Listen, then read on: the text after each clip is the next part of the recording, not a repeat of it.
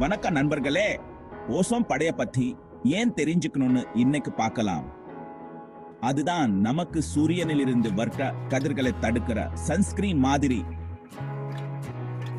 September ஷ்மாக்கம் தேதி சர்வதேச ozone படை காப்பாற்றோனா ஸ்ட்ராடோஸ்பியர்னு சொல்லப்பட பூமியோட மேல் வளிமண்டல இருக்கிற இந்த கண்ணுக்கு தெரியாத கேடயம் சூரியனில் இருந்து வர்ற கெட்ட யுவிவி கதிர்களை உறிஞ்சி பூமியில் உள்ள எல்லா உயிர்களையும் காப்பாத்துது.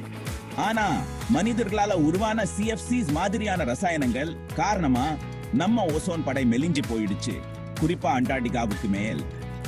அப்பதான் 1957 மான்ட்ரியல் ஒப்பந்தம் வந்துச்சு. இந்த மோசமான பொருட்களை ஒரிச்சுக்க ஒரு சர்வதேச ஒப்பந்தம். இதுதான் சுற்றுச்சூழல் பாதுகாப்புக்காக செஞ்சுக்கிட்ட ஒப்பந்தங்கள்யே ரொம்ப வெற்றிகரமான ஒண்ணு. உலகளாவிய ஒத்துழைப்பால ஓசோன் படையை அழிக்கிற பொருட்களோட அளவை வெகுவா குறைச்சிருக்கோம். இப்போ ஓசோன் படை மெதுவா குணமாகிட்டு இருக்கு. சரி, இனிமே வெயில்ல நிம்மதியா வெளியில இருக்கும் போது நம்ம ஓசோன் படையை பாதுகாக்க எடுத்துக்கிட்ட நடவடிக்கைகளை நினைச்சுக்கோங்க. ஒன்னா சேர்ந்து இன்னும் பிரகாசமான பாதுகாப்பான எதிர்காலத்துக்கா நல்ல விஷயங்களை செய்யலாம். உலக ஓசோன் தின வாழ்த்துக்கள்.